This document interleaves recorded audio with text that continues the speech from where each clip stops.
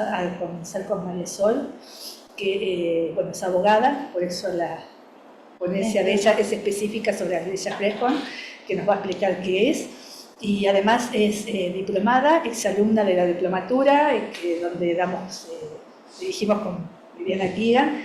Así que para nosotros es un gusto, sobre todo porque como es virtual la diplomatura, acá podemos vernos. Así que un gusto y bueno, adelante.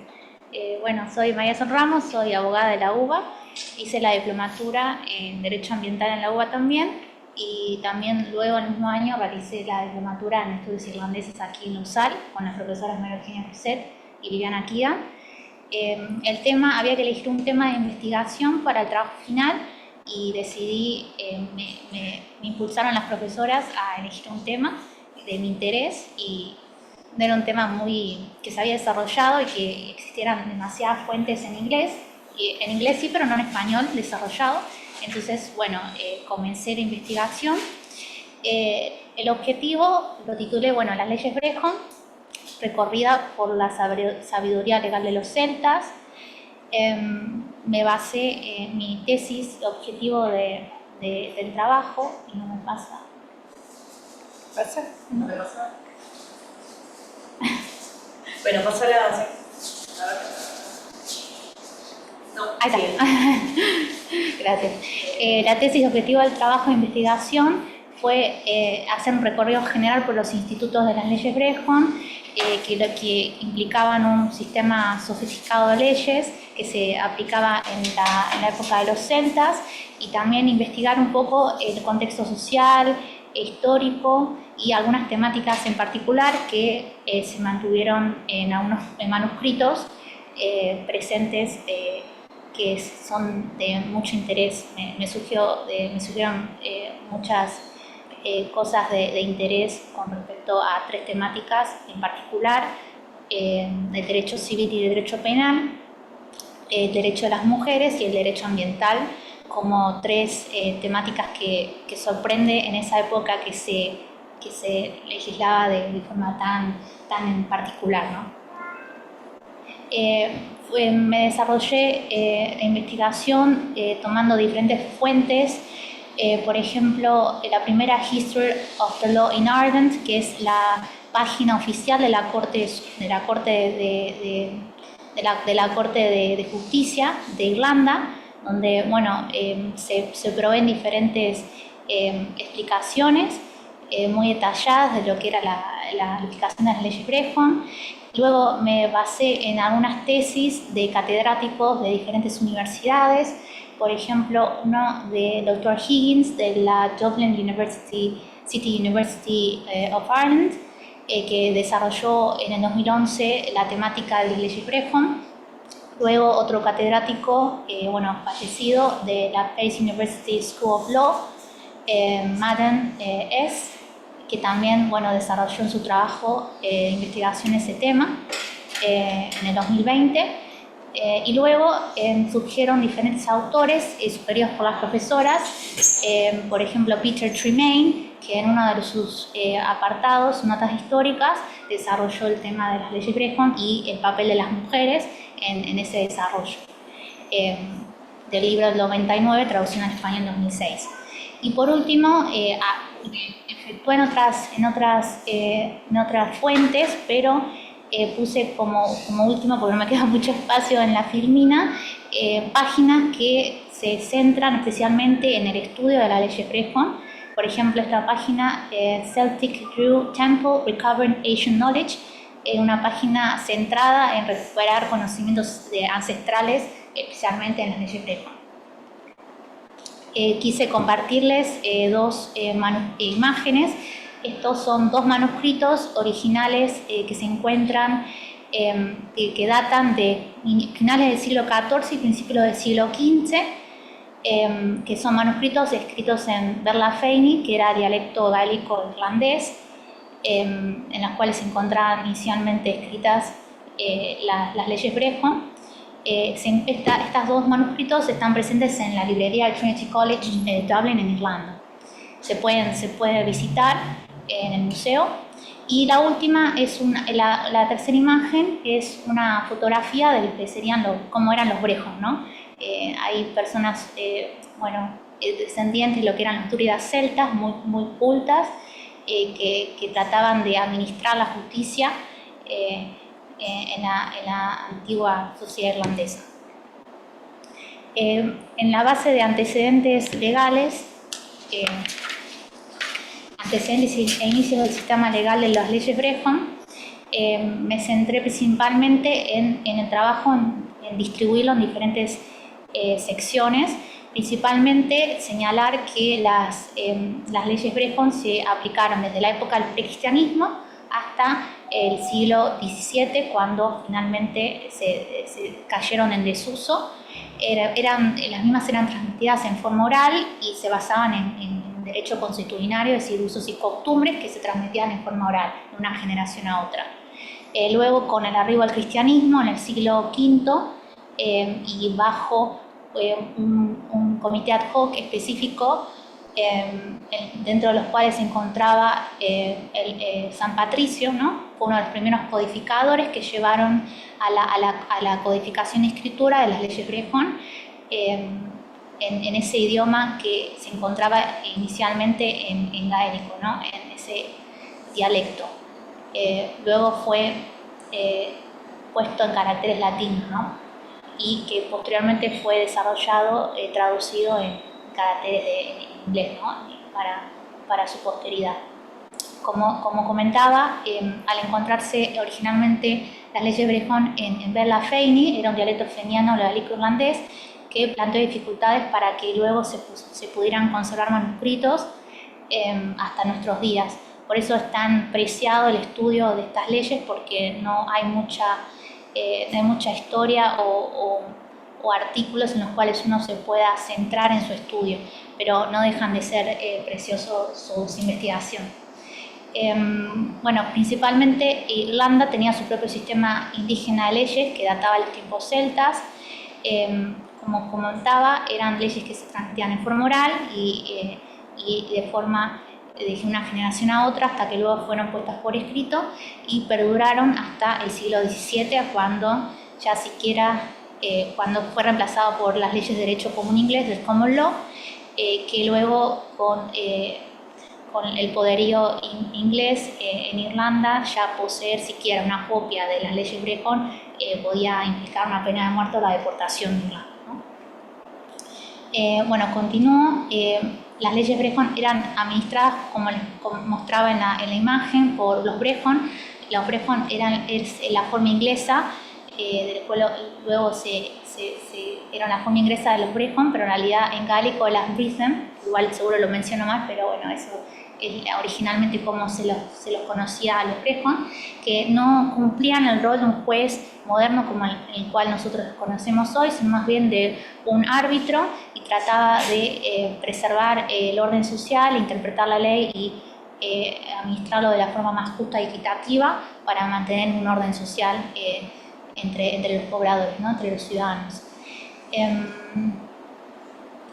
Lo que es interesante cuando estaba investigando el tema es que si también uno lo compara el rol de los Brehon, de quienes aplicaban esas leyes Brehon, esas leyes en el tiempo celta, y lo comparamos con la visión y el rol del juez moderno, hoy en día tendríamos los sistemas policiales, del sistema penitenciario y diferentes legislaciones y leyes penales que colaboran y soportan los fallos de los jueces. Pero en ese momento no existía ningún tipo de sistema policial o penitenciario, sino que más bien, porque no era necesario, ya que el valor de las sentencias de los jueces Brehon era tan alta, tenía tan alta consideración lo que definía los Brehon, que no era incuestionable, ¿no? Respecto a cómo se encontraba compuesta la sociedad irlandesa en esa época y de organización política, tenemos que explicar que entre el siglo V y el siglo II en Irlanda se encontraba dividido por diferentes tuath o reinos, tuath en gaélico, en los cuales cada uno de estos tuath o reinos abarcaba una población de unos 3.000 habitantes. Cada tuath, cada área reino, tenía su propio había un rey supremo en Irlanda, pero cada tuai reino tenía su propio rey, pero las leyes Brehon se aplicaban en forma equitativa y común a todos los tuai y los reinos, ¿no? Uno de los Keating, si no recuerdo mal, catedrático Keating escribió que la sociedad irlandesa era descrita como tribal, rural, jerárquica y familiar, y basada en la familia, ¿no?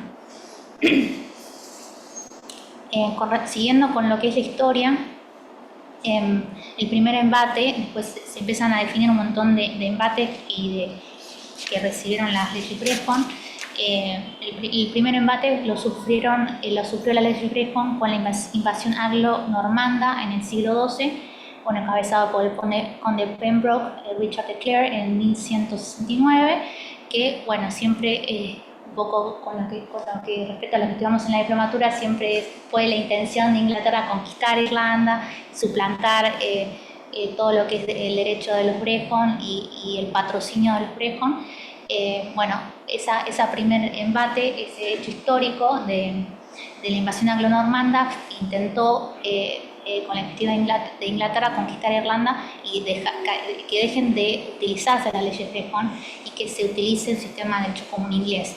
Sin embargo, no salió como se esperaba, porque cuando los normandos empezaron a tratar con la población nativa irlandesa, la población nativa irlandesa no utilizaba el derecho común inglés, no le interesaba, sino que continuaba utilizando el leyes Brehon, y luego por matrimonios mixtos se los conoció a los normandos como más irlandeses que los propios irlandeses, porque ya se habían incorporado tanto a la sociedad que ya eran parte de Irlanda.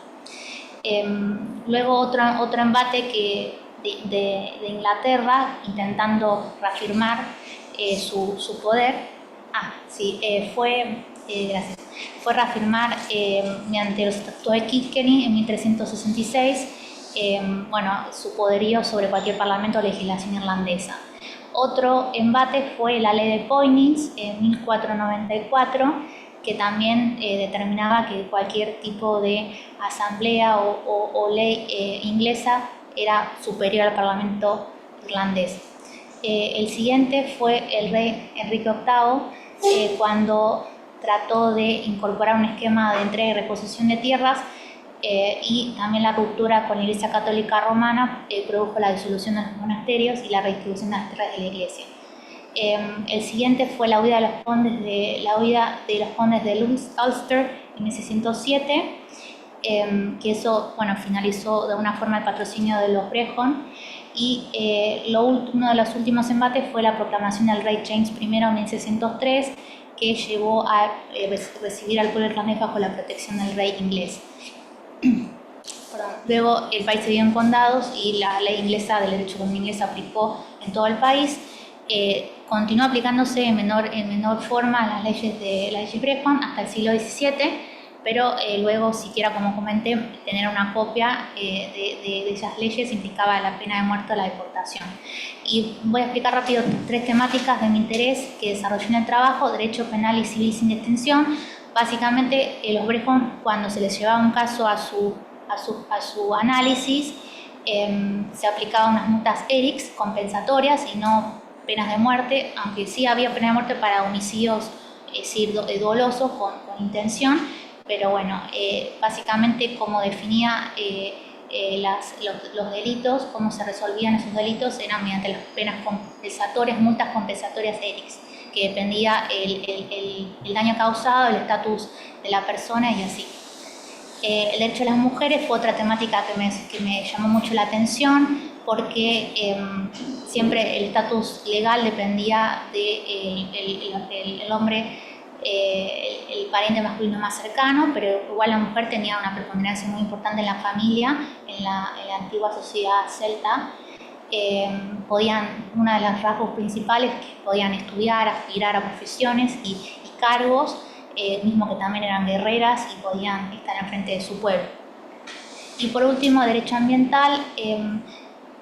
Perduran muchos manuscritos, mismos presentes como comentaba, en el Trinity College, en la Trinity College Dublin, de lo que era la concepción y esa alta consideración que tenían los Brehon con respecto al cuidado del medio ambiente. Especialmente se conservaron algunos con respecto a la atención a las abejas, la apicultura, las penas por transgresión, a lo que es producción de miel, protección de las abejas, en lo que es arbustos, árboles y arbustos, los tenían divididos en diferentes categorías, y también si se llegaba a ver un corte de rama, corteza, corte de base o cualquiera de sus estilos, se lo consideraba como un delito y tenía que el Brehon imponer una pena, una multa. Y por último, en respecto al derecho del recurso hídrico, con la inclusión del rey Cormac MacArt en Irlanda en el siglo III, que introdujo los molinos de agua y embalses de agua, se empezó a regular en la ley Brehon la protección de los recursos hídricos y acceso a los mismos. Muchas gracias. Dejamos las preguntas para el final y lo pedí Jeremías así. Muchas gracias. Pido mil disculpas. Las tengo. Sí. Buscamos si están los expositores. Gracias, Euge. Sí, y les pido mil disculpas por la demora. Buenos. Deja compartir el Power. Entiendo que...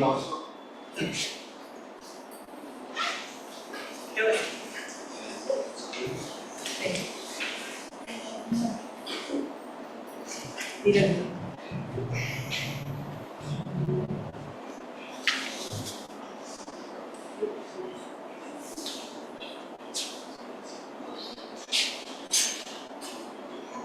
No.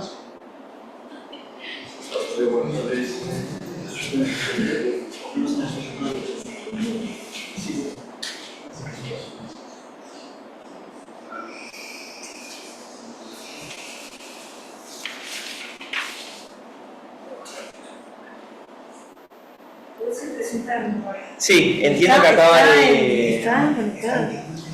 ¿Están los dos? Ah, perfecto. ¿Están Sí. los dos? Sí. Seguimos el orden entonces del cronograma. Le tocaría a Dimant, ¿puede ser el apellido? No sé si lo pronuncio bien. Sí, creo que Sí, está perfecto. Ah, muy bien.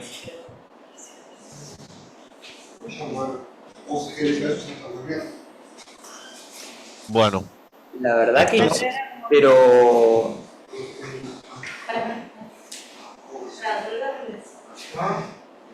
Ahí se lo dejo, ajá.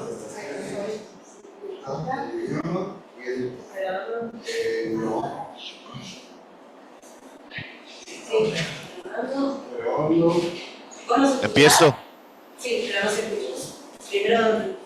¿Él nos escucha o no? Sí, yo los escucho. Perfecto. Sí, perfecto. Carlos, un minuto que te presenta Juan. Bien, bueno, la dinámica supongo que ya se la comentaste, hacemos las exposiciones y después a lo último las preguntas. Perfecto. Bien, bueno, la siguiente ponencia está a cargo de Mauricio Dimant. Él es investigador y profesor de Historia y Cultura de América Latina en la Universidad Hebrea de Jerusalén. Estudió Comunicación Social en la Universidad de Buenos Aires, Argentina, y obtuvo su maestría y doctorado en Historia Étnica y Política de América Latina en la Universidad Hebrea en 2014. Recibió el Premio de Excelencia Kirchhoff para la investigación en estudios latinoamericanos por su tesis de maestría en 2009 y el Premio de Excelencia de la Fundación Wolf para un proyecto de investigación doctoral en 2010. También fue investigador doctoral visitante en la Universidad de Leipzig en 2012 y profesor visitante en varias universidades, especialmente en Europa y América Latina. Desde el 2012, el doctor Dimant ha sido miembro de la Unidad Latinoamericana del Instituto de Investigación Truman y ha ejercido como coordinador de la unidad desde 2014. También es el co-coordinador del proyecto de investigación titulado Repensando las experiencias locales, regionales, nacionales y transnacionales en América Latina en la Asociación Europea de Historia Latinoamericana. Bien, tiene la palabra. Bueno, agradecerte. Voy a simplemente leer un texto, empezando dando estos agradecimientos a Eugenia por por el Congreso, por el evento y bueno, a Verónica por todas las cuestiones logísticas y administrativas que me imagino que no son fáciles. Bueno, digamos, antes escuchamos una presentación histórica, la mía va a ser más de historia contemporánea.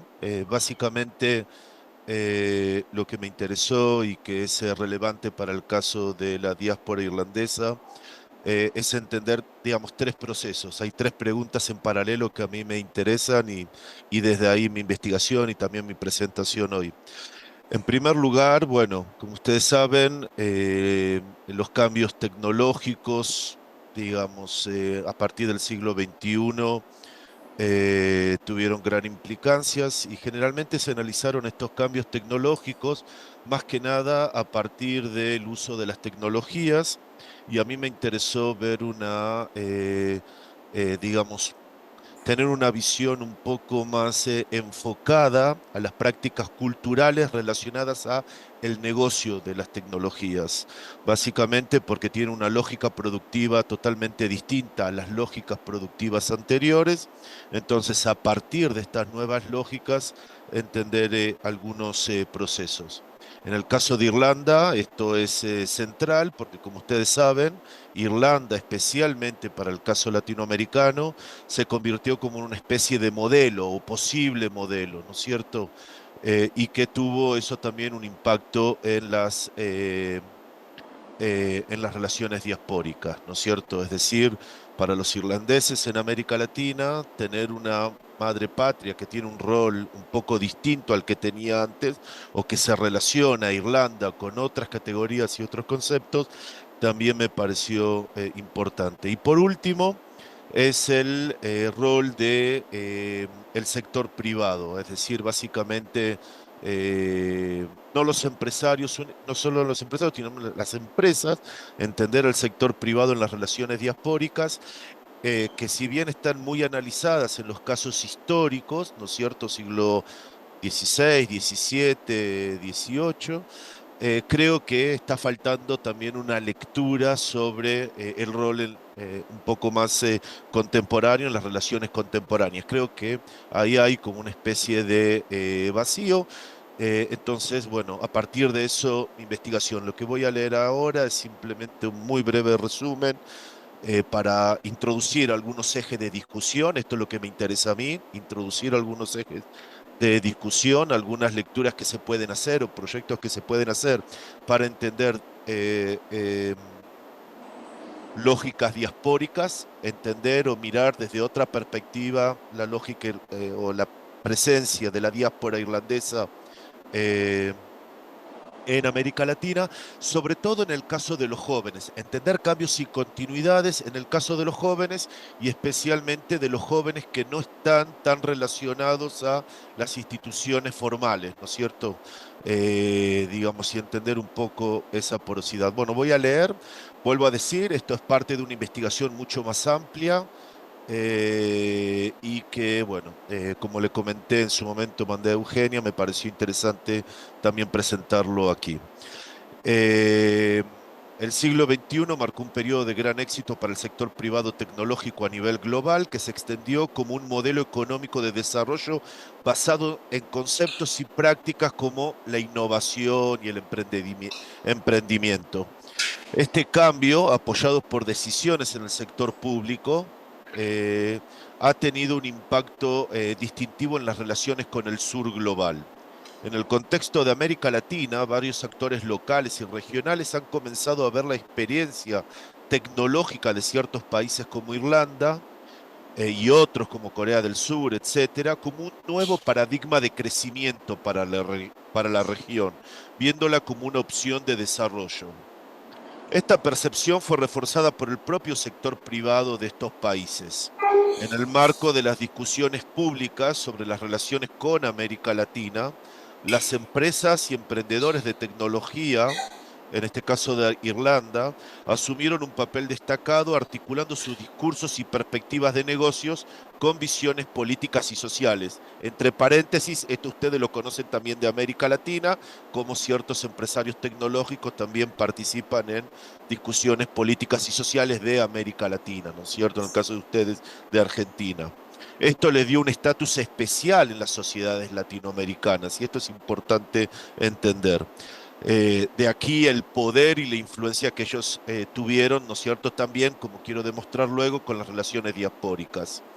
Esta participación pública también se extendió al ámbito de las relaciones diaspóricas, como comenté. Por ejemplo, círculos empresariales en estos países propusieron la formulación e implementación de políticas diaspóricas que consideren las necesidades de los sectores privados tecnológicos. Esto es algo que se discutió sobre todo en revistas económicas y en algunos casos líderes de la industria tecnológica apoyaron iniciativas para, por ejemplo, atraer jóvenes de la diáspora a sus países, muchas veces a través de sus empresas, enmarcándolo como una situación doblemente beneficiosa. Los conectaba con la madre patria, ¿no es cierto? Y la identidad diaspórica, y al mismo tiempo les ofrecía una experiencia profesional global. Estas iniciativas evolucionaron más allá de las simples recomendaciones, culminando en el establecimiento de programas y políticas concretas que de alguna manera sirvieron como nuevas alternativas a las tradicionales experiencias diaspóricas, ¿no es cierto? Para los jóvenes latinoamericanos, estos programas les ofrecían oportunidades únicas para forjar conexiones y profesionales globales. No únicamente diaspóricas. Entendiendo la producción, y este es un concepto que para mí es central porque permite entender cómo ciertos jóvenes que no estaban o no se veían históricamente identificados con los marcos tradicionales, luego encuentran una faceta de interés, ¿no es cierto?, para participar en nuevas relaciones diaspóricas. Entendiendo la producción tecnológica como una práctica socioeconómica y cultural, y reconociendo al sector privado como un actor significativo en el tejido social, mi presentación busca ofrecer una lectura diaspórica al cambio tecnológico o al giro tecnológico que tuvo lugar en el siglo XXI, a comienzo del siglo XXI, fin del siglo XX, especialmente para América Latina.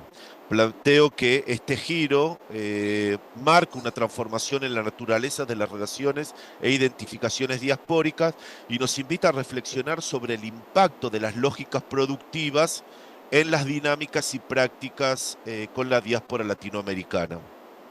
Motivado por el sector privado tecnológico, se han establecido nuevos marcos de identidad centrados en la mejora del desarrollo profesional individual. Estas dinámicas subrayan o permiten visibilizar un poco más la porosidad introducida por el sector privado en las fronteras o en los bordes de la identidad colectiva, ¿cierto? Destacando la tensa interacción entre un sentido de pertenencia diaspórica colectiva entre las regiones, que tradicionalmente se anclaban en marcos comunitarios, y la búsqueda de lazos económicos comerciales con América Latina, impulsados por intereses y objetivos compartidos con otros actores no miembros de estas comunidades. Es decir, acá hay una, digamos, una doble tensión o doble vía que trata de articularse de alguna manera. En mi investigación busco ejemplificar el impacto de los cambios en las prácticas comerciales o en las lógicas de negocios, el impacto que tuvieron en las dinámicas de la diáspora y la construcción de identidades colectivas, y busco establecer una perspectiva historiográfica para entender el papel de las motivaciones y prácticas del sector privado en la configuración de identidades y relaciones entre ambas regiones, con América Latina. Bueno, simplemente voy a comentar una parte muy pequeña de la investigación, pero entender esta conexión entre la lógica productiva tecnológica, no entendiendo la tecnología como producto, sino la lógica productiva y las relaciones diaspóricas, ¿no es cierto? Bueno, básicamente en mi análisis yo establezco en forma general tres ejes distintos, tres vías distintas de participación de las empresas tecnológicas, que vuelvo a decir, esto simplemente para, digamos, contextualizar. Las empresas tecnológicas muchas veces necesitan, si ustedes quieren, necesitan evangelizar, enseñarle al mercado sobre sus productos. De ahí un poco ese interés también por conectarse con prácticas diaspóricas. Y otro punto más, y es que a diferencia de las tecnologías anteriores al siglo XIX, al fin del siglo XX y principio del siglo XXI, acá estamos hablando de una lógica productiva totalmente distinta, donde la producción tecnológica está principalmente en manos privadas y con financiación de manos privadas, y eso hace que haya un dinamismo totalmente distinto hasta que se crea un producto y hasta que se consume, ¿no? Pero no me quiero extender ahí, simplemente quiero marcar un poco esta relación entre esta lógica productiva y las diásporas o las relaciones diaspóricas o los cambios en las identidades. En primer lugar, existe un grupo de empresas que manejan los modelos de venta, ¿no es cierto?, a otras empresas, lo que se conoce B2B o B2G, o sea, a gobiernos, directamente desde sus países de origen, en este caso desde Irlanda. Estos grupos especialmente prominentes en las interacciones entre las regiones, incluidas discusiones públicas sobre las relaciones entre ambas regiones, motivadas por, estas empresas participan motivadas por el deseo de mantener una presencia visible e identificable para lograr nuevos clientes. Acá los casos más conocidos son los de las cámaras de comercio. En esencia, estas empresas a menudo ven su participación en estas relaciones como crucial, ¿no es cierto? Por eso invierten, para mantener los clientes o lograr nuevos clientes o para lograr una mayor valoración de estas empresas, especialmente en el caso de las startups o las empresas tecnológicas. En consecuencia, muchas de estas empresas lideran, financian y a veces organizan foros para aumentar su visibilidad en América Latina. Este compromiso con América Latina ha sido en paralelo a conexiones con comunidades locales. Por ejemplo, en el caso de empresas de Irlanda, Corea del Sur y otras, a través de sus ejecutivos han participado en programas de apoyo a jóvenes latinoamericanos de sus grupos diaspóricos. Por ejemplo, muchas personas de cámaras de comercio binacionales han servido como mentores para inmigrantes o trabajadores latinoamericanos que participan en distintos proyectos con sus empresas o en relación con sus empresas. Existe otro grupo de empresas tecnológicas que operan directamente en América Latina a través de sucursales y o distribuidoras. Y este enfoque está diseñado para atender a un amplio espectro de clientes, ¿no es cierto? También clientes corporativos o gubernamentales. Estas empresas, a diferencia del primer grupo, no solo participan y apoyan actividades entre las dos regiones en sus países de origen, sino que estas empresas generalmente también buscan tener una presencia más significativa en las sociedades latinoamericanas, por ejemplo, a través de donaciones o siendo sponsors de distintas actividades con las comunidades diaspóricas en América Latina. Y existe un tercer grupo, ¿no es cierto?, que son aquellas empresas tecnológicas que tienen modelos de venta directamente al consumidor, lo que se conoce como B2C, aprovechando muchas veces plataformas de apps digitales, ¿no es cierto? Estas empresas no tienen ningún tipo de interés en participar en discusiones públicas, ni muestran ningún tipo de interés en actividades entre las regiones, ya que los clientes latinoamericanos, los consumidores latinoamericanos, muchas veces desconocen el origen de los productos que están consumiendo. Es decir, puede ser que utilicen algún aplicativo utilizado, creado por alguna startup en Irlanda, pero, digamos, desconocen que están utilizando un producto irlandés.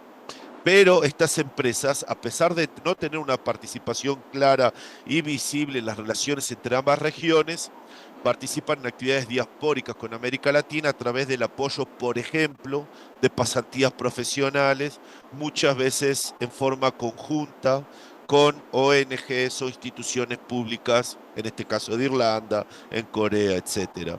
A través de estos canales y motivadas por motivaciones comerciales con el mercado latinoamericano, estas empresas participaron de diversas maneras en discusiones públicas entre las dos regiones y permitiendo visibilizar cómo expandieron la dimensión cultural y política, ¿no es cierto?, a sus actividades comerciales.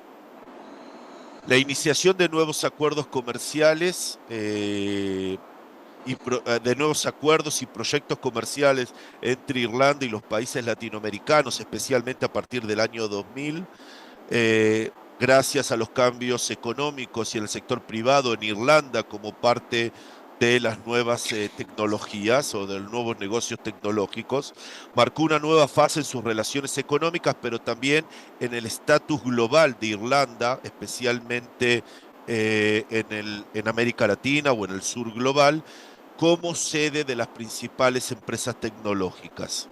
Estos cambios, que coincidieron con un nuevo periodo de transformación en la economía de Irlanda, destacaron el surgimiento de un nuevo sector tecnológico privado, implicando una reorientación de los diálogos económicos e interacciones con América Latina. Ya estoy terminando.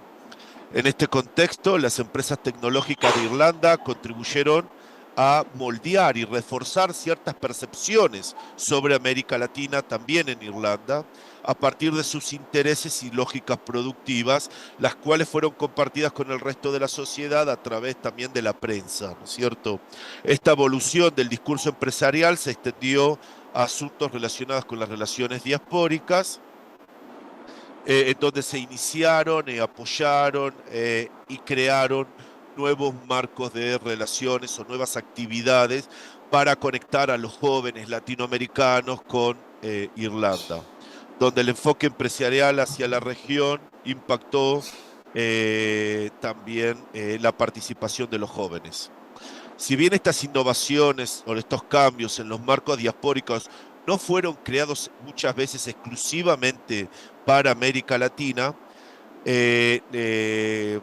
la comunidad en la región y las relaciones diaspóricas sí nos permiten pensar o repensar la capacidad del sector privado para impactar los marcos de identidad, en especial por el impacto que estas transformaciones tuvieron en los países de la región, ¿no es cierto?, considerados como parte del sur global. Es decir, los cambios que tuvieron en el sector privado y en la economía de Irlanda tuvieron un impacto especial en América Latina, básicamente por su, digamos, su situación geopolítica como parte del sur global.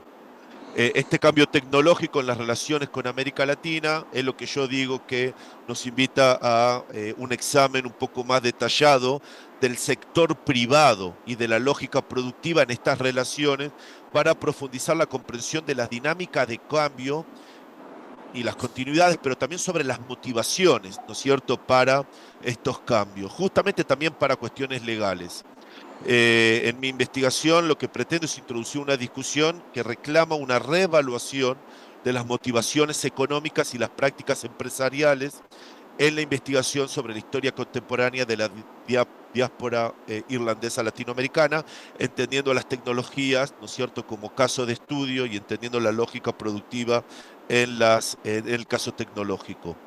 Considerando la evolución de las dinámicas económicas internacionales junto con las implicancias políticas y culturales de las prácticas tecnológicas, en mi investigación propongo ampliar el examen historiográfico de la participación del sector privado en la configuración de las identidades diaspóricas entre ambas regiones. Bueno, no me quiero extender, dejo aquí. Pero lo que propongo es una visión un poco distinta de las tecnologías, entendiéndolas no solamente por las prácticas concretas en su uso, sino también en las motivaciones para impulsar la comercialización. Bueno, no me quiero extender, entiendo que son 20 minutos y si habrá de preguntas luego yo estaré aquí. Muy bien, muchas gracias, Mauricio. Un aplauso. Bien, continuamos. Tenemos otra ponencia virtual también, si no me equivoco, de Pacheco Gutiérrez. No sé si estará con él. Ahí está, ahí apareció. Muy bien. ¿Los escuchás? Sí, los escucho muy bien. Perfecto. Sí, lo estamos dejando Paula. Bien. Dato que me olvidé de la ponencia anterior, menciono rápidamente el título de la ponencia de Mauricio era el auge tecnológico y su influencia en las relaciones diaspóricas con América Latina. Bueno, en este caso tenemos la ponencia de Pacheco Gutiérrez, de la revolución al gobierno, los desafíos de gobiernos revolucionarios en Colombia e Irlanda del Norte. Voy a leer una extensa biodata, voy a leer algunos datos del compañero. Luis Fernando Pacheco es abogado, periodista, investigador y profesor universitario. Estudió Derecho en la Universidad Sur Colombiana, especialista en desarrollo personal y familiar de la Universidad de La Sabana, egresado del Curso Superior de Defensa y Seguridad Nacional de la República Argentina, cursó estudios de Relaciones Internacionales en la Universidad Nacional de La Plata, en Argentina, máster en Periodismo de la Universidad de Barcelona en doble titulación con la Escuela de Periodismo de la Universidad de Columbia. Ha trabajado en numerosas universidades y fue también director del Observatorio de Colombia del Centro Argentino de Estudios Internacionales y director de la Agencia Multimedial de Análisis Internacional Observanto, entre otros datos como columnista de diversos medios de comunicación. Y diplomado En nuestra especialización. En instituciones, exactamente. Muy bien, tiene la palabra. Bueno, pues un Fernando. saludo a todos y a todas los presentes, un agradecimiento, como siempre, a la Cátedra Extracurricular de Estudios Irlandeses de la Universidad de El Salvador, de la cual estuve en la primera cohorte de la diplomatura, y allí hice un trabajo inicial donde básicamente lo que había era un estudio comparado entre lo que denominamos post-conflicto, tanto en el caso irlandés, después de los acuerdos de Viernes Santo, y el caso colombiano después de los acuerdos de La Habana.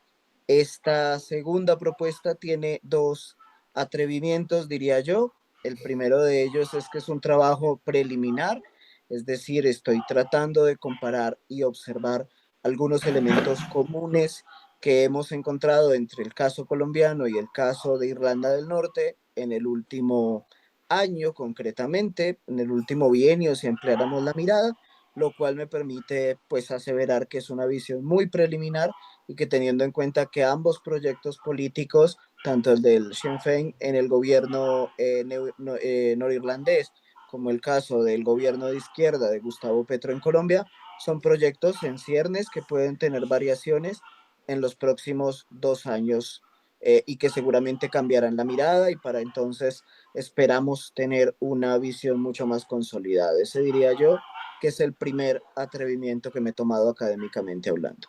Y el segundo tiene que ver con un interés que estuvo latente desde la cursada de la diplomatura y tenía que ver en el por qué analizar dos procesos políticos, en su momento dos procesos de paz concretamente, o posteriores a la firma de un acuerdo de paz, que tienen marcadas diferencias, como es el caso colombiano y el caso irlandés, y la justificación data de una fundamentación importante que son los aprendizajes comunes.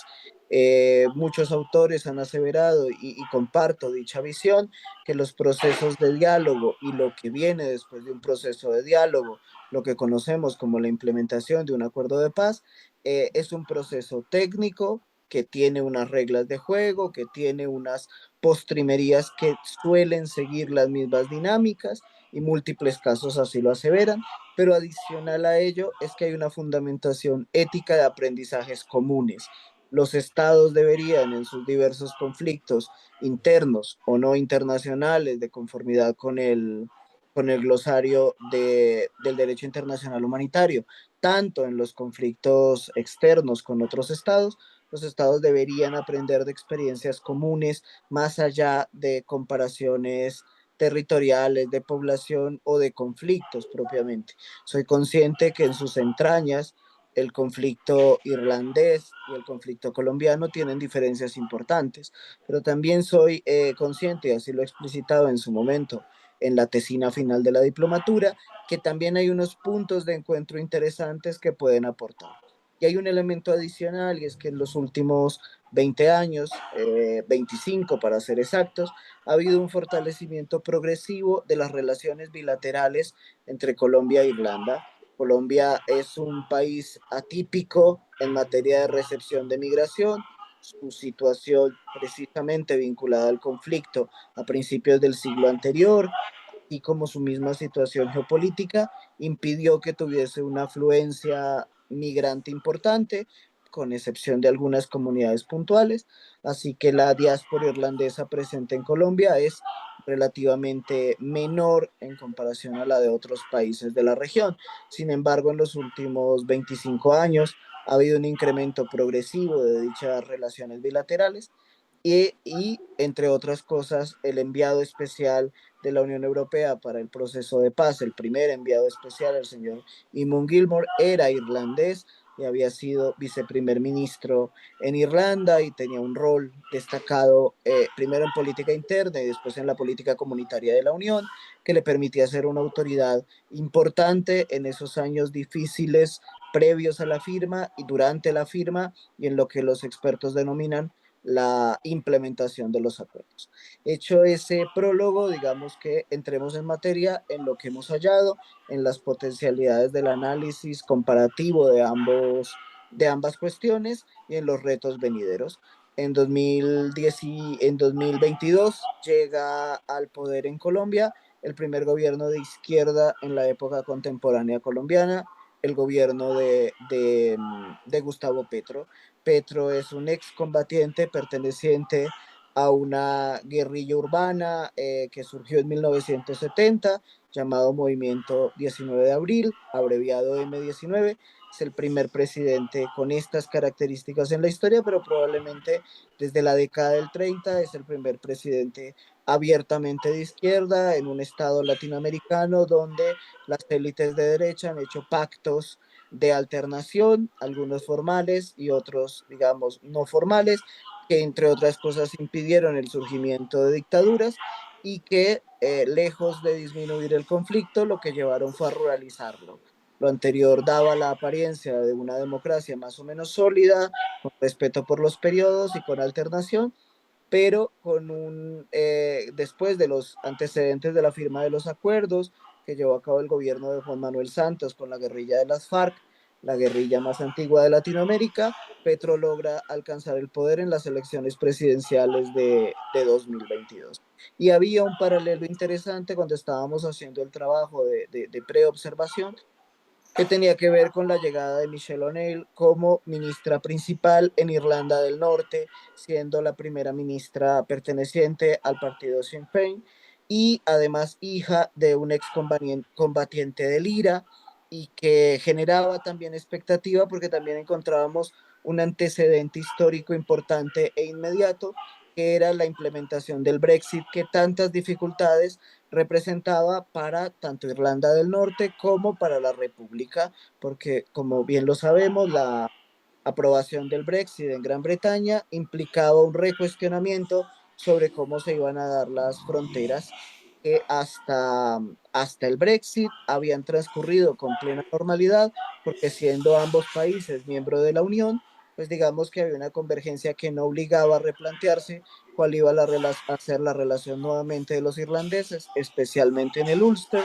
con lo que tenía que ver por el paso de fronteras, por la cohabitación y demás. Así que la llegada de O'Neill a la cabeza de Irlanda del Norte como Estado miembro del Reino Unido de Gran Bretaña e Irlanda del Norte representaba unos cuestionamientos importantes para ambas democracias. Primera salvedad que es necesario mencionar y que ha sido importante dentro del trabajo de análisis de estos meses. O'Neill llega a principios de este año, febrero de este año.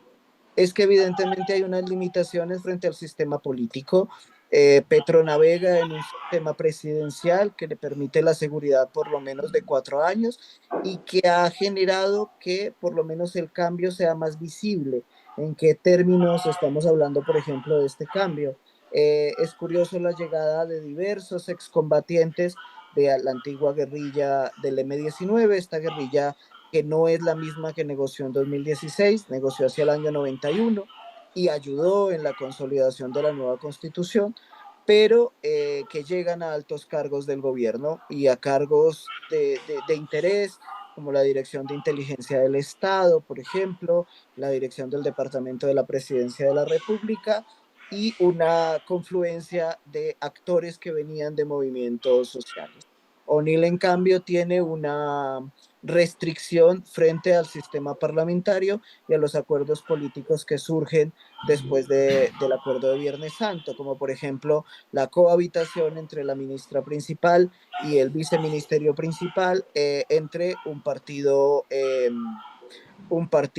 unionista en términos políticos y ahora el Sinn Féin a cargo de la cabeza del Estado. Pero sí hay paralelismos en lo que hemos denominado un gobierno simbólico, que era la gran pregunta que tuvimos cuando empezamos a hacer este trabajo comparativo aún en desarrollo. ¿Cómo pueden desarrollarse un gobierno que pasa de haber sido parte de una revolución a haber sido parte del gobierno y encontrar una serie de limitaciones? Es importante para la consolidación identitaria y es lo que más me ha interesado en este trabajo. La llegada de O'Neill a la primera magistratura en Irlanda del Norte y en ciernes de una implementación bastante accidentada que todos conocemos en Reino Unido, que permita un Brexit más o menos amigable, si es que eso se puede medir, genera un replanteamiento de ideas identitarias. Esto no va más allá de pensarnos políticamente que el unionismo va a volver a resurgir como una fuerza política que pida la integración de ambas Irlandas en una sola, lo cual ha sido una idea latente desde hace 100 años con el surgimiento del Estado irlandés, pero sí hay un tema identitario importante que hemos podido percibir, por ejemplo, en prensa. Voces que reavivan la fuerza identitaria de, mira, más allá de si somos o no somos parte de la Unión Europea, pues somos irlandeses y que el Estado resuelva rápido con la corona irlandesa, con la corona inglesa, perdón, cómo podemos atravesar fronteras sin complicarnos más la vida. En su momento hubo diversos expertos, sobre todo de prensa, que profetizaban la idea de una potencialización de los altercados en la frontera y de altercados en las principales ciudades norirlandesas si se implementaban medidas restrictivas de tránsito. En efecto, y aunque así ocurrió y la alarma un poco cundió los primeros meses, lo cierto es que hoy, haciendo un balance, pues esto nunca se desarrolló. Y esta es una diferencia notoria entre ambos procesos. Aunque ambos hay una revaloración identitaria, en el caso irlandés, muchísimo más ligado a qué es ser irlandés, y en el caso de Colombia, mucho más ligado al resurgimiento de movimientos políticos marginados de escenarios históricamente. Surgió una expresión muy interesante hace 3 años en medio del estallido social preelectoral que se ha mantenido, y es la idea del gobierno de los nadies, de aquellos que nunca alcanzaron el poder. Insisto en la idea de que estamos, por lo menos en este primer año, frente a dos gobiernos de tipo simbólico que han hecho revaloraciones identitarias en poblaciones que no habían accedido al poder, más allá de las características religiosas en el caso irlandés o de conflicto histórico en el caso colombiano. Pero sí nos ha parecido interesante cómo esas revaloraciones también han generado limitaciones. Eso sería como el segundo aspecto que yo quisiera destacar. ¿Limitaciones en qué aspecto?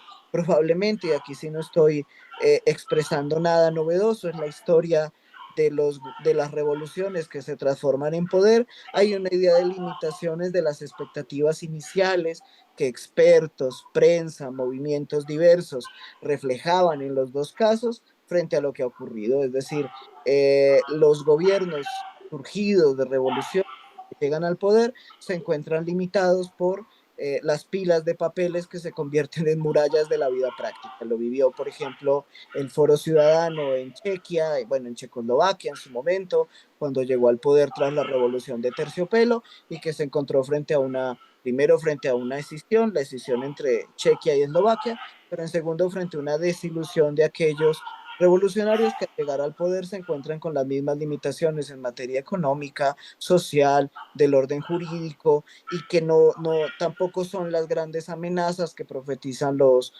amantes de invocar revueltas institucionales poderosas. Ese tampoco fue el caso en ninguno de los dos modelos. Otro aspecto que en el trabajo, que fue fruto de la tesina final de la diplomatura, me llamó muchísimo la atención y que se ha ratificado en los dos gobiernos, es que Colombia, probablemente por la tradición latinoamericana, que los colegas argentinos que estén acompañando este foro entenderán muy bien, pues sigue teniendo muchos debates en torno a este cambio en el gobierno, muy ligados al pasado, muy ligados a la solución de conflictos históricos, muy ligados a la idea de procesos de memoria que puedan, por ejemplo, ser judicializables. Colombia sigue atravesando 7 años después de la firma de los acuerdos, 8 cumplimos este mes que viene, 8 años después sigue atravesando debates sobre el informe de la Comisión de la Verdad, que fue uno de los órganos que se estipuló en la firma de los acuerdos, y sobre si dicha implementación, la implementación de las sugerencias de los acuerdos, debe ser obligatorio o debe ser voluntario. El gobierno, por ejemplo, de una manera muy vehemente se comprometió a la implementación de dichas recomendaciones cuando recibió el informe, aún antes de posesionarse, es decir, el informe se presenta en ese lapso entre el triunfo de las elecciones del gobierno de izquierda y la posición presidencial, y el gobierno muy vehementemente afirma que las va a defender, luego de una manera bastante tímida que sorprendió, la presenta en la ley del plan de desarrollo, el documento que se convierte en bitácora de sus 4 años de trabajo, pero allí pierde. En el Congreso este artículo es boicoteado, el gobierno no cuenta con mayorías en el Congreso, y el segundo debate que ha tenido que atravesar en el año actual tiene que ver con el alcance del Tribunal Especial que fue creado para tratar los temas del conflicto, la Jurisdicción Especial para la Paz. La jurisdicción ha recibido múltiples críticas por el alcance, un poco lo que pasó en su momento en Argentina con el juicio a las juntas, hasta dónde vamos, tanto a nivel jerárquico como a nivel de qué tipo de delitos sigo escarbando, y también en cuanto a la lentitud de sus fallos. Colombia, tan latinoamericana como siempre, ha centrado esos debates identitarios en una búsqueda que por demás yo no critico, de hecho es uno de mis pasiones académicas, que es el estudio de la memoria, pero en una búsqueda constante del pasado como condicionante explicativo del presente y del futuro. En el caso irlandés, en cambio, la llegada de O'Neill al poder no necesariamente ha puesto en cuestión, como tampoco lo hizo Irlanda tras la firma de los acuerdos de Viernes Santo, un debate propiamente sobre el pasado. Los debates identitarios que hemos podido hallar, tanto en los trabajos de exploración de prensa, de académicos que vienen trabajando el tema y de especial interés de distintos observatorios que han seguido el gobierno de O'Neill, pues el Sinn Féin no ha llegado a hacer, digamos, a revolcar ningún pasado previo o concomitante a la firma de los acuerdos de Viernes Santo. ¿Por qué puede ser interesante? Porque más allá de comprobar, insisto, como lo decía al principio de la ponencia, lo preliminar que es hacer apuestas sobre lo que se viene desarrollando, sí es interesante cómo puede impactar en esas identidades nacionales las postrimerías del poder.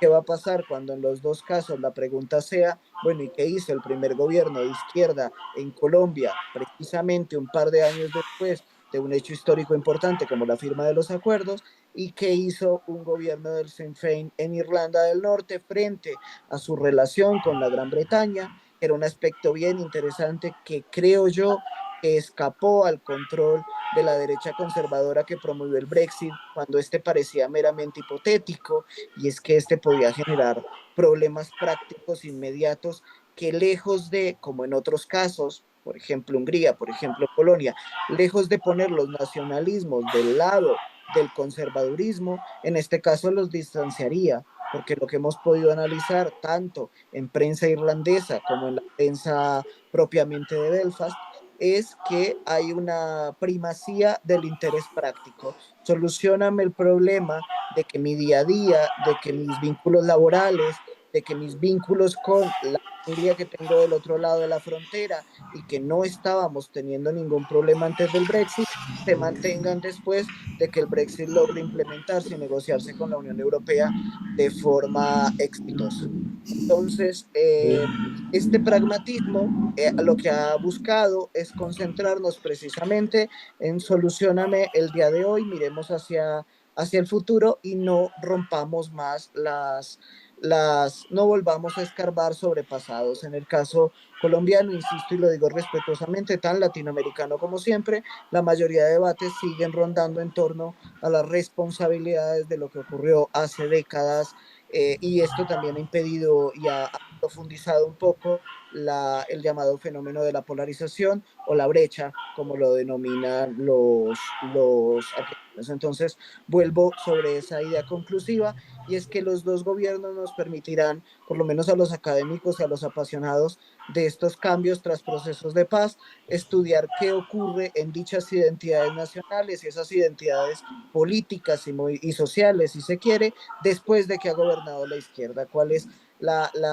digamos que el patrón inmediato de análisis? Es que hay una especie de desilusión, de guayabo, de resaca colectiva, de decir, mira, estuvieron aquí y los cambios no fueron tantos como lo esperábamos. Lo dirá tanto el ferviente entusiasta político como patrón, digo, aquí no lo sabemos, y lo dice también el crítico que profetizó apocalipsis, armagedones que no ocurrieron porque esto en la época contemporánea, la verdad es que ocurre por excepción y no por regla. Pero sí hay una revaloración que interesa sociológicamente hablando, y es que queda de esas identidades con postrimerías a esos gobiernos. Insisto con la idea que empecé, es un trabajo muy preliminar al que me arriesgo cuando el gobierno del Sinn Féin en Irlanda del Norte no cumple ni siquiera un año. El gobierno de Petro ya ha cumplido, ya ha ido por lo menos por el ecuador de su gobierno, ya ha pasado la mitad, y ha sido muy interesante cómo en el caso irlandés, en el caso colombiano, sí he encontrado otra diferencia, y es que la tendencia, insisto, la tendencia temporal, es que la popularidad del mandatario se ha visto alta durante el primer año, medida básicamente en encuestas de percepción de ambas imágenes, incluso con porcentajes más o menos asimilables en los dos casos, pero en el caso de Petro, que temporalmente le lleva algo más de ventaja en cuanto al tiempo que lleva en la casa presidencial, al de su homóloga, si se me permite el término algo equívoco, en Irlanda del Norte, ya aquí sí ha empezado a tener alteraciones. El gobierno ha presentado bajas de su popularidad que han rondado incluso por debajo del 30%, aunque ha tenido un leve repunte en los últimos meses. Pero probablemente, y me atrevo otra vez a hacer pronósticos políticos fuera de tiempo, probablemente si las elecciones se dieran mañana, pues el gobierno de izquierda, por lo menos en el caso de aquí, no repetiría. El caso irlandés se mantiene muy en una aceptación interesante, ha decaído un par de puntos de la recepción que tuvo la llegada de O'Neill en febrero pasado, pero se mantiene en estándares altos. Me gustaría eventualmente en un próximo encuentro, tanto de la Universidad de El Salvador como de la AEIS, de la Asociación de Estudios Irlandeses del Sur, poder evaluar, quizá con la ventaja del tiempo, que suele ser el mejor indicador al término para hacer estos análisis comparativos, que podemos encontrar en los dos casos. Yo creo que concluiré aquí y agradezco la paciencia y la presencia de todos y todas ustedes. Muchas gracias. Bien. Damos lugar a la instancia de preguntas y respuestas. No sé si alguien...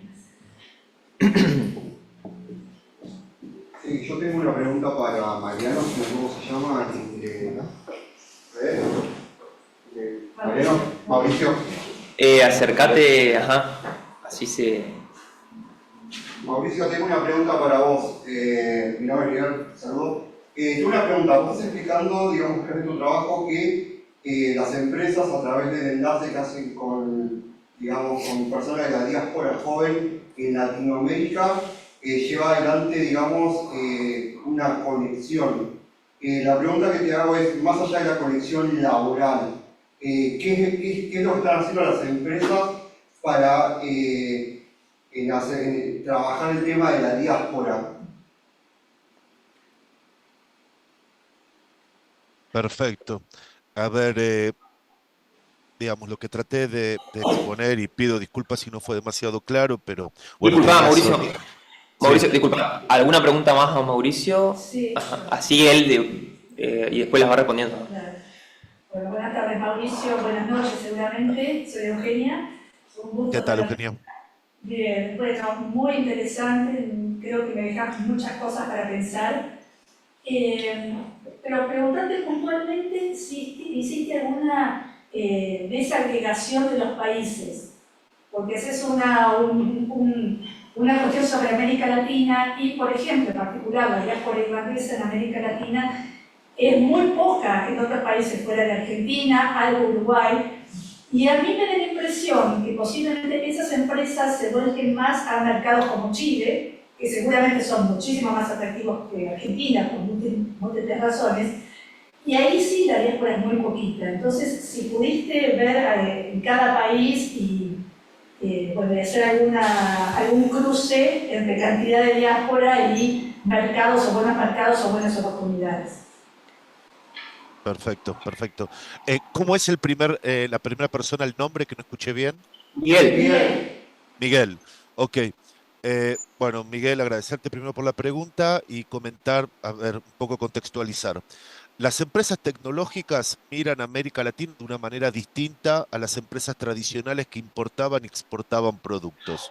Esto para empezar por un punto particular. Es decir, cuando yo hablo de una lógica empresarial, es decir, las empresas buscan crecer, muchas veces no ganan, buscan crecer, aumentar la valorización de la empresa. Es algo totalmente distinto a las empresas tradicionales y esto hace que estos empresarios, emprendedores, etcétera, que ya no son tan jóvenes, miren a América Latina de una manera distinta. Esto en primer lugar, miran de una manera distinta a América Latina.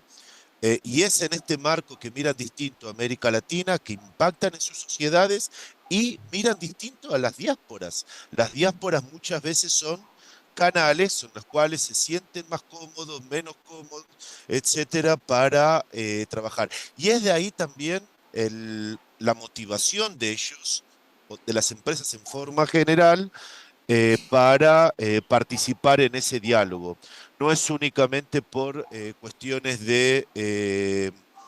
únicamente de generar empleo, llevar empleo, etcétera, pero hay cuestiones en las cuales se sienten más cómodos para llegar a un mercado que a veces desconocen, que es complejo, que a veces no tiene les falta tecnología y a veces no tienen plata para financiarla. O sea, es muy complejo y ahí las diásporas tienen un rol fundamental. Pero básicamente entender que aquellos empresarios fuertes, aquellos, digamos, actores fuertes dentro de Irlanda, hoy son distintos a los que fueron anteriormente, esto en primer lugar, y esto también impacta en cómo se mira hacia América Latina en forma general, no solamente frente a la diáspora. Esto en primer lugar. En segundo lugar, Miguel, y me parece muy importante, ustedes saben, nosotros sabemos, que Irlanda tiene hoy un estatus especial en América Latina. Se lo ve como una opción de desarrollo. Recién escuchamos a Luis Fernando que habló sobre el tema del conflicto y para hoy muchos jóvenes que no estudiaron todavía la maestría o no estudian dentro de la cátedra de estudios irlandeses, Irlanda es el lugar de las grandes empresas tecnológicas, es la sede de las grandes empresas tecnológicas y para la gente que no está relacionada con las diásporas, Irlanda es una opción de modelo económico, de desarrollo, etcétera, etcétera, etcétera. Es decir, ¿y por qué te comento esto? Porque esa gente de la diáspora, más cercana o menos cercana, se ve interpelada también por esta gente que de pronto, no sé, estudia economía en El Salvador y ve Irlanda como modelo, entonces sienten una conexión distinta y eso es lo que hace que mucha gente que no estuvo relacionada tal vez con los marcos tradicionales, ¿no es cierto? Que sabía del apellido, sabía de los orígenes, pero que no participaba en en los marcos institucionales clásicos, encuentren un nuevo interés de acercarse, también por el estatus que tiene Irlanda en la sociedad general, ¿cierto? Ustedes saben mejor que yo ese interés que despierta a partir de que las grandes empresas tecnológicas, todas las grandes empresas tecnológicas están instaladas en Irlanda y este es un modelo similar al de Corea del Sur, y a otros países, ¿no es cierto?, que tienen esa imagen. Así que bueno, no sé si respondí, Miguel, pero esto es Sí, muchas básicamente también gracias. el interés, ¿no es cierto? Es de ahí el interés. Y hay que entender también otra cuestión, Miguel. Pensá en los jóvenes irlandeses, emprendedores, que están con una startup en Irlanda relacionada con una de estas grandes corporaciones instaladas allí.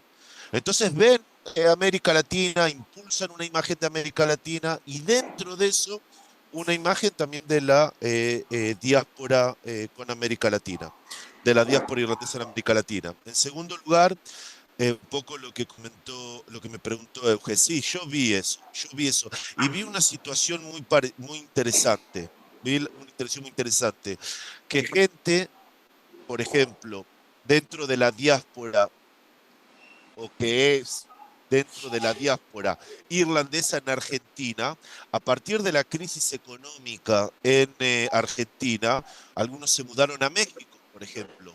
Y Irlanda tiene un especial interés en México. Y muchas veces se encontraron o participaron en foros o logran encontrar ese tipo de conexión. Así que es un tema más dinámico, pero sí, es verdad que hay ciertos países que despertaron más interés que otros, y en el caso de Argentina es muy interesante porque si bien la diáspora es muy grande, las características económicas en los distintos gobiernos hicieron que sea más complejo para entrar al mercado. Pero me interesó, por ejemplo, el caso este de México. Miembros de la comunidad irlandesa argentina que se mudaron a México y participaron a partir del interés de Irlanda en México en estos foros identitarios que son distintos, ¿no es cierto? Justamente por esta imagen de tecnología, de futuro, de interés. Es decir, yo vuelvo a decir, y también para responderle a Miguel, a mí lo que me interesó son las motivaciones, entender un poco las motivaciones, es decir, cómo esta gente que no estaba en los marcos tradicionales de alguna manera ve, ¿cierto? Despierta ese interés, y creo que los últimos cambios contemporáneos, a diferencia de la primera exposición, me pareció muy buena, tenía una pregunta, pero me pareció como un caso modelo para entender esos cambios, ¿no es cierto?, en las motivaciones. Eso fue lo que de alguna manera traté de hacer. Bueno, no me excedo. Gracias. Muy bien. ¿Alguna pregunta más? No, yo sí tengo una pregunta y un comentario. En primer lugar, felicitarlos a los tres. La verdad que las ponencias súper interesantes. Particularmente a vos, que no llegué a escucharte porque llegué tarde, pero yo la había leído a tu ponencia porque se publicó en el suplemento de ideas. Muy interesante. Te agradezco también porque es un aporte valiosísimo para el caso de mi tesis, porque yo había trabajado, uno de los casos de trabajo, el de Terence McSweeney, y en su momento cuando hice el trabajo, Sí. el trabajo final para la diplomatura, hay un apartado que es sobre las leyes Brejón. Sí, me acuerdo. Entonces me va a ser un insumo súper valioso para la tesis. Y pregunta para Fernando. Si tenés alguna mirada de cara al futuro con respecto a la unificación de Irlanda, ¿sí?, en este contexto tan particular de llegada al poder en Inglaterra de un gobierno laborista, de O'Neill en Irlanda del Norte, teniendo en cuenta, por supuesto, que al parecer ya para el Sinn Féin la vía armada no es una opción, pero ¿qué posibilidades hay de un referéndum? Y también teniendo en cuenta que el año que viene las elecciones generales, ¿sí?, en Irlanda, que todavía no se sabe bien cómo se van a dar, pero ¿qué mirada tenés con respecto al futuro de una posible unificación? Modelos, porque también lo que se discute mucho, ¿qué modelos, en el caso de una posible unificación, qué modelos de gobierno se pueden llegar a implementar? En fin. Yo creo que es un tema del que me he preguntado y es un tema que me ha interesado académicamente, pero yo creo que la situación política y la relación con Gran Bretaña viene atravesada por la problemática del Brexit y el post-Brexit, diría. Y esto ha funcionado como una fuerza centrífuga constante a nivel político. Yo creo que el hecho de la llegada de Stimmer y de los laboralistas al poder puede generar un ambiente favorable previo, pero yo creo que esto será imposible de determinar sin saber en qué condiciones se logre la implementación del Brexit final y sobre todo, insisto, el post-Brexit. Los movimientos de una Irlanda unida se manifiestan en diversos escenarios, hay gente que escribe sobre ellos, pero siguen siendo elementos satélites dentro de la discusión principal, probablemente por su situación pragmática. Ahora, dos elementos hacen que tengamos un panorama bastante nublado, bastante poco probable en este momento. En primer lugar, que aunque haya llegado los laboralistas al poder en Gran Bretaña, la situación actual de una baja demasiado pronunciada y demasiado inmediata de favorabilidad del gobierno genera otra vez las inquietudes y las preguntas sobre el futuro después de la sucesión acelerada y caótica de primeros ministros conservadores en el pasado reciente. Nadie está diciendo que Steamer se vaya a caer, pero por lo menos te genera una incógnita grande y un panorama nublado. Y la segunda, insisto, y ya volví sobre ella, que es el mismo Brexit. Mientras más catastrófica sea la implementación del Brexit, más probable es ese escenario hipotético. Más probable es buscar realidades alternativas y mirar referendos propios. Y lo otro que ha sido importante en este panorama es que indudablemente, y más allá de lo simbólico, el cierre de ciclo isabelino, la muerte de Isabel y la llegada de un nuevo gobierno, también generó una gran incógnita que esperaba ser resuelta rápidamente y no es así. Es decir, la nueva monarquía tiene más interrogantes, dudas que la vieja figura de estabilidad, pues que evidentemente era natural en un gobierno de tantas décadas.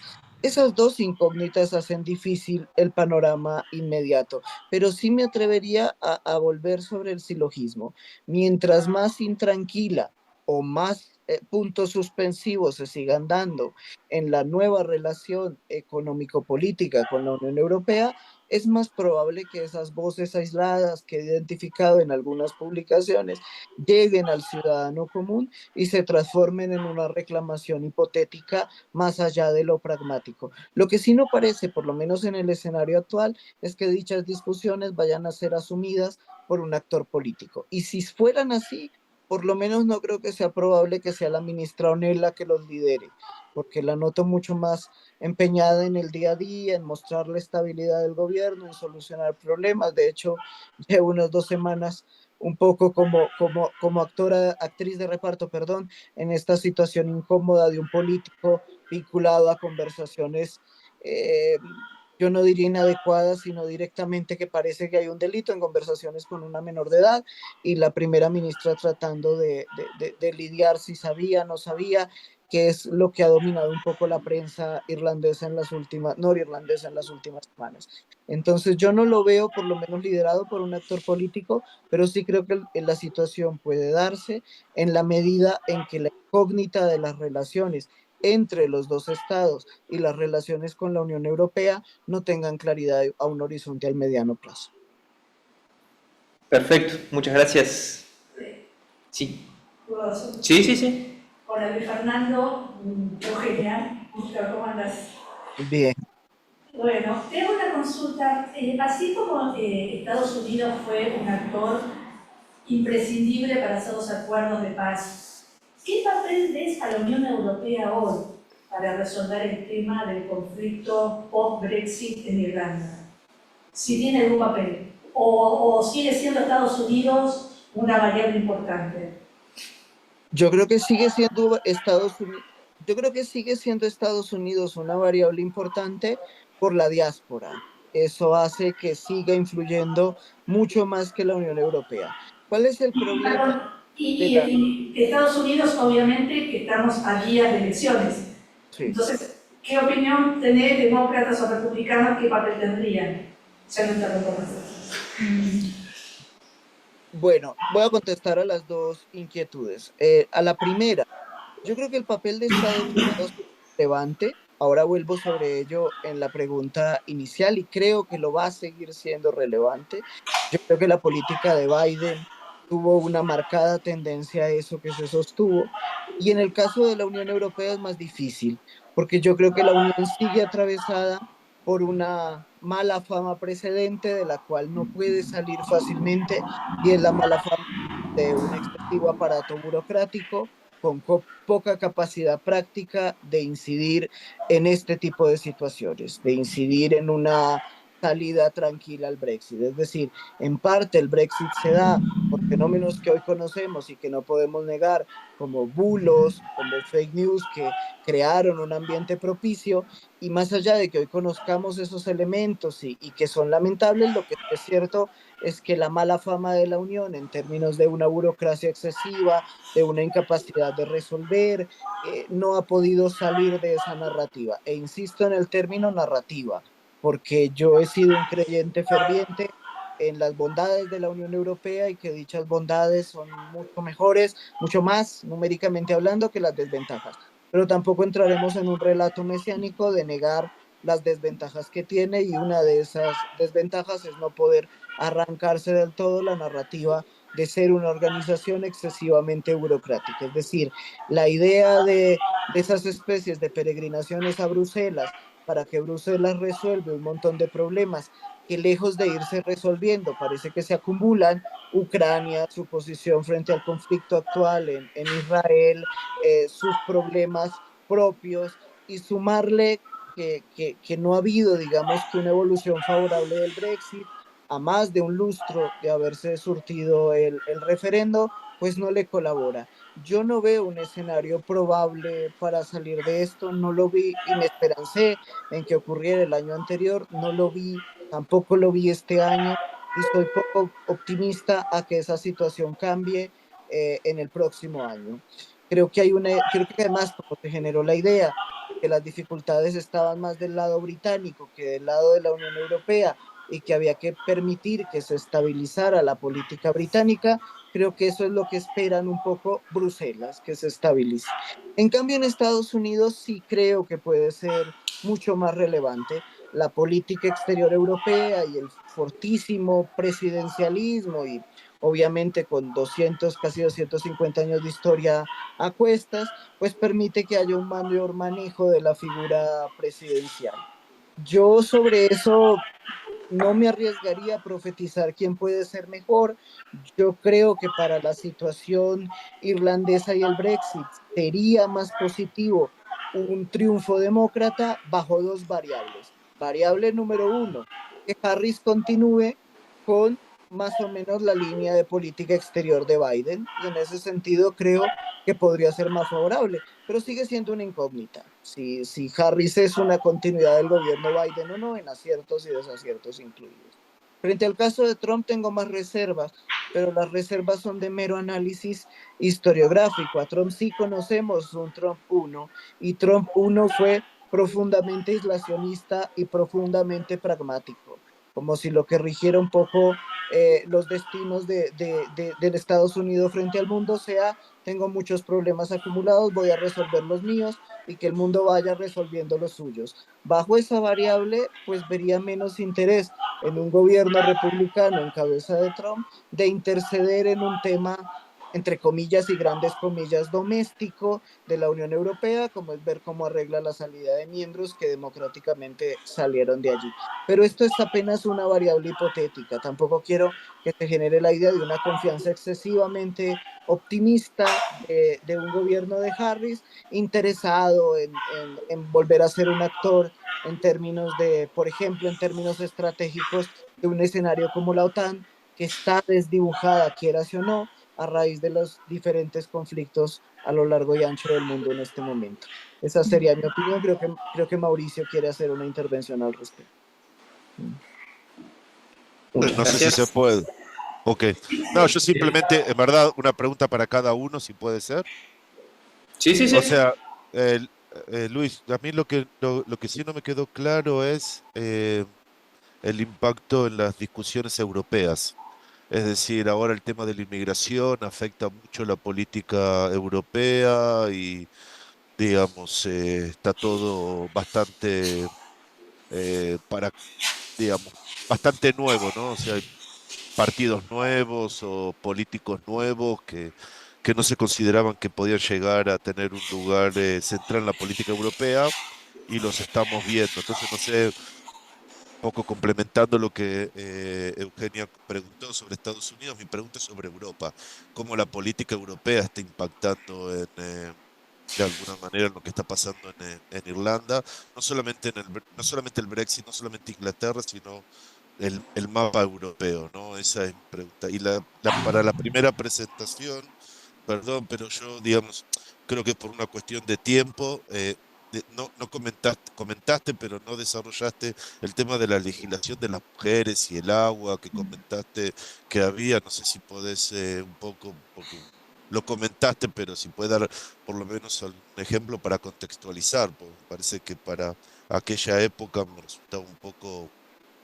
raro, ¿no? Que haya legislación o que se hayan preocupado legalmente por estos conceptos. Bueno, era eso mi pregunta nada más. ¿Quién es ese? Vamos por el orden de preguntas si quieres que arranque. O no, arranca vos porque Fernando ya terminó de. ¿Sí? Ahí está. Sí, sí, si no lo vamos a. Con respecto a un ejemplo, te podría brindar el de Sor Fidelma, que se refirió a esa figura Sor Fidelma, Peter Tremaine, en su nota histórica sobre las leyes Brehon y las mujeres, como una de las personas que era religiosa, que formaba parte de las monjas, ¿no? de Santa Brígida de Kildare en su época, y que estudió para ser magistrada, para ser jueza y para ser abogada, ¿no? Como un caso de esa época de una mujer de la clase, digamos, un poco más privilegiada, que podía estudiar intelectual y religiosa, como un rol de abogada como Brehon, ¿no? En ese aspecto. Y bueno, y la mujer tenía mucha preponderancia, a diferencia de otro tipo de los países, ¿no? Por ejemplo, de Europa, ¿no? De la parte de Roma, de derecho tal vez romano, que no se le daba tal vez tanto papel o lugar a la mujer como debiera ser, ya que estaba más ligado al puesto del hogar y las tareas del hogar y de la crianza de los hijos. Y bueno, por ejemplo, otros de los ejemplos que incorporé en el trabajo fue las figuras de guerreras, y que fueron soldados, guerreras, al frente de sus ejércitos y de sus pueblos, como referencia mitológica, ¿no? ¿Y a qué se debe? De alguna manera, qué aspecto histórico, contextual de aquella época permite comprender ese rol? Porque es distinto a lo que se conoce justamente en Europa, y no solamente en Europa, ¿no? Claro, yo hice como la investigación de lo que puede sacar de conclusión propia, esto es únicamente propio, construcción propia, es que como no se había incorporado todavía lo que era la visión de la mujer del derecho romano y de esa visión del cristianismo, porque todavía no había ingresado todo lo que era el cristianismo en la primitiva Irlanda, celta, la visión del derecho celta, de las leyes Brehon, y era distinta a ese papel que la mujer debía tener en la sociedad, que luego fue cambiando un poco con respecto a la incorporación del derecho romano, luego finalizó con el derecho común inglés, que terminó de darle esa libertad, ¿no? Y ese papel protagónico a la mujer. Tengo una pregunta para Marisol, ¿puede ser? ¿O después? A ver, no sé si está Luis ahí. Luis, ¿te fuiste? Estoy, sí. Ahí está, te contesté después. Contestaré de manera muy breve y procuraré tampoco ponerme a hablar más de la cuenta. Debo admitir, empezando, que para mí era mucho más fácil poder tomarle el pulso a esta relación. Yo estaba hasta el año pasado radicado en Barcelona y por ende la discusión pública la tenía aquí. Aunque ahora, tanto por cuestiones de trabajo como por interés académico, estos temas son de mi prioridad y los consulto a menudo, creo que indudablemente hay un sesgo. Más allá de lo que consumas, sabemos que las opiniones públicas y los medios masivos, pues fabrican grandes bloques de opinión que no puedes, digamos que, depurar de la misma forma que cuando estaba radicado allí. Pero hecha esa salvedad y con los sesgos de lo que me puede llegar aquí a Bogotá, que es donde estoy nuevamente instalado, viviendo en este momento, la percepción que yo tengo es que parte de la crisis de la Unión Europea se ha transmutado y que para mí el conflicto ucraniano ha acelerado mucho más, es en una mayor visibilización de estos problemas desde el Parlamento Europeo. Es decir, el Parlamento ha tomado una mayor visibilidad, probablemente por el desgaste de los demás organismos comunitarios y de la misma von der Leyen en su momento, y lo que yo percibo es que, claro, el discurso antieuropeísta, o por lo menos el discurso crítico intraunión dado en el Parlamento, toma muchísima más fuerza. En la relación específica de la República de Irlanda frente a la Unión, yo no logro visibilizar mayores cambios, básicamente porque la línea de acción sigue la idea de Irlanda está inserta en la Unión y nosotros no vamos a profundizar en esa problemática. Estamos trabajando para adelante, Irlanda es una potencia en términos de tecnología, estamos trabajando para hacerlo y en el debate del vecino de al lado, pues prefiero no inmiscuirme. Esa línea era muy perceptible cuando en su momento ocurrió el Brexit y después y durante la pandemia que estaba yo viviendo en Barcelona, y por lo menos de cara a la opinión pública se mantiene.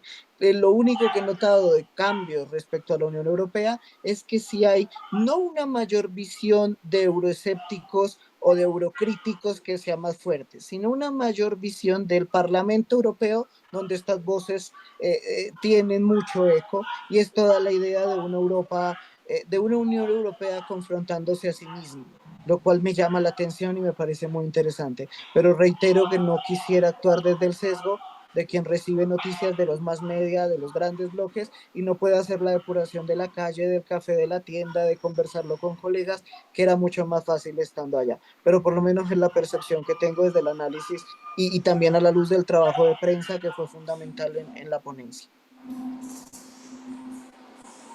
Perfecto. Sí, Gracias. Yo lo que te quería preguntar, o mejor decir, quizás las islas fueron invadidas por los vikingos y las vikingas eran guerreras, quizás habría que buscar allá ese rol de las vikingas. Y lo otro es muy interesante porque el common law es un derecho consuetudinario y la ley Brehon, como dijiste también. Sí. Entonces, ¿en qué puntos habrá disidencia en eso? Porque de alguna manera, con la invasión normanda, los bretones se fueron corriendo hacia Irlanda. Quiere decir que llevaron parte de ese common law, no modificado por la ley normanda, por 200 años, pero llevaron una parte a las islas. Entonces, me interesaría ver, no sé si existe una investigación, pero me parece muy interesante ver qué puntos de común hay entre el common law de Reino Unido y el de la isla, y qué puntos disidentes. En mi trabajo de investigación no hice un trabajo comparativo, pero sí me llamó la atención que en la parte de derecho común inglés, cuando se quiere comenzar a suplantar el uso digamos, de los irlandeses nativos y suplantar la aplicación de las leyes Brehon, leí algunas páginas que se horrorizaban con determinadas penas que aplicaban los Brehon, que era completamente extraño a lo que podría aplicar un juez de derecho común inglés. Por ejemplo, lo que era la pena, había distinción de derecho común inglés entre derecho civil y penal. En las leyes Brehon no. Entonces, lo que era pena de muerte no era muy común que un Brehon ante homicidio así doloso aplicara pena de muerte, era como el caso extremo, sino que dividía entre lo que era una multa compensatoria ERIX, que era una multa en dinero o en especie, y después lo que era un long egg, que seguro lo mencioné mal, pero es una multa de honor, un precio de honor que se debía pagar a la familia por haber asesinado, digamos, de forma intencional. Y ahí el derecho común inglés decía, pero ¿cómo eso es posible? Sino que es pena de muerte y basta.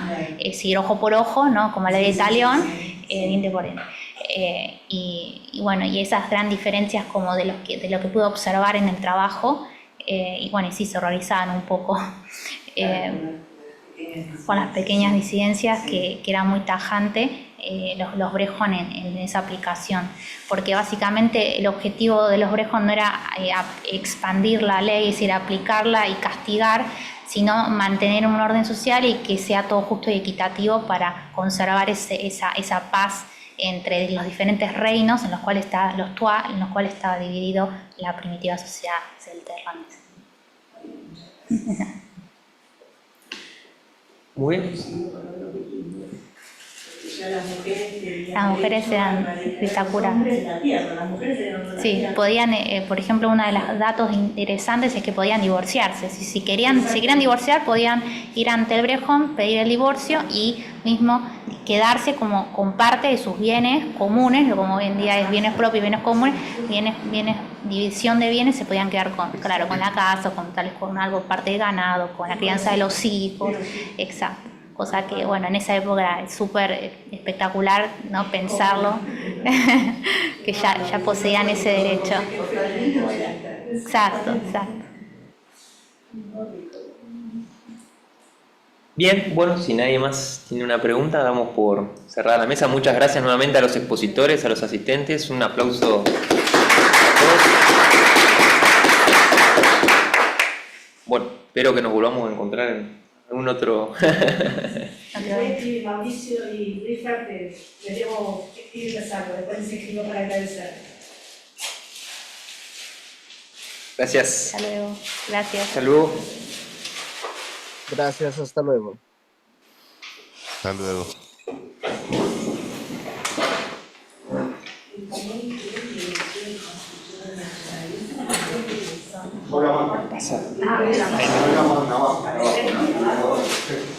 Che, esto habrá que apagarlo, ¿no?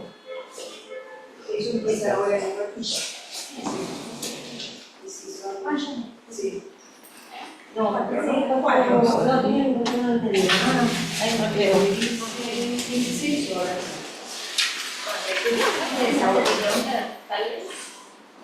Sí, a las 16.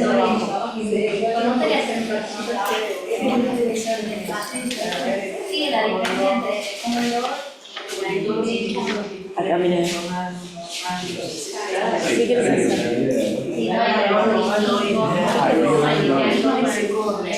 Los tres banderas. Sí, 10 minutos me voy a Para mí ya lo hizo cosa.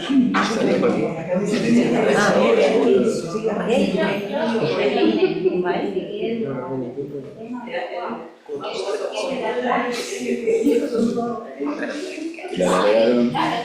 Es algo que... Sí.